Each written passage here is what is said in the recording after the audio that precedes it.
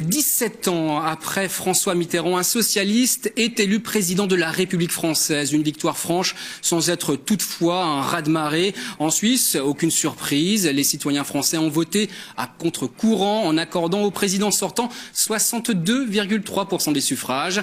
La même tendance à Genève où le socialiste termine loin derrière avec 38,7%. La victoire de François Hollande a été fêtée communément par les socialistes français et genevois.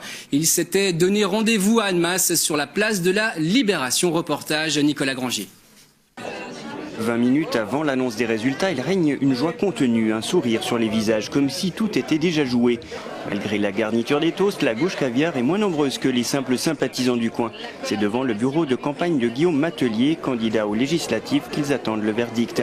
Pour la binationale Nicole Castioni, elle aussi candidate, l'issue ne laisse planer que peu de doutes. Alors, ce qui est important, c'est de savoir le pourcentage, parce que c'est vrai que si c'est 52-53%, on est vraiment là dans le vote d'adhésion, on est vraiment dans une grande dynamique.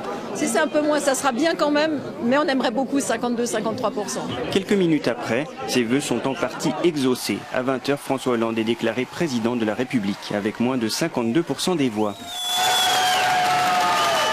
Les Genevois étaient bien représentés, une manière, selon le président du PS cantonal, de prouver la destinée commune du Grand Genève. Nous pourrons impulser des volontés politiques pour avoir des accords binationaux pour développer une véritable politique commune d'agglomération et pas quelques petites réformettes avec un grand nom pour des petites mesures.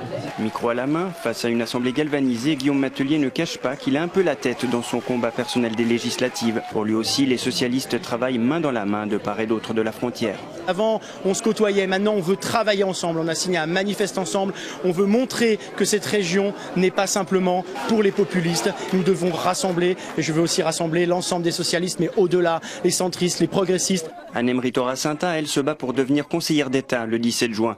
Mais ce soir, elle fait la fête. Elle se souvient bien de l'annonce de 1981 où les moyens étaient plus réduits. À l'époque, on n'avait pas Internet, on n'avait rien. Donc c'était vraiment à 8 heures le suspense.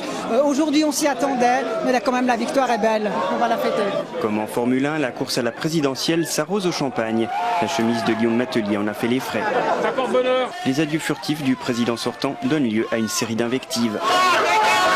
À 20h30, l'euphorie laisse place aux commentaires autour du verre de l'amitié.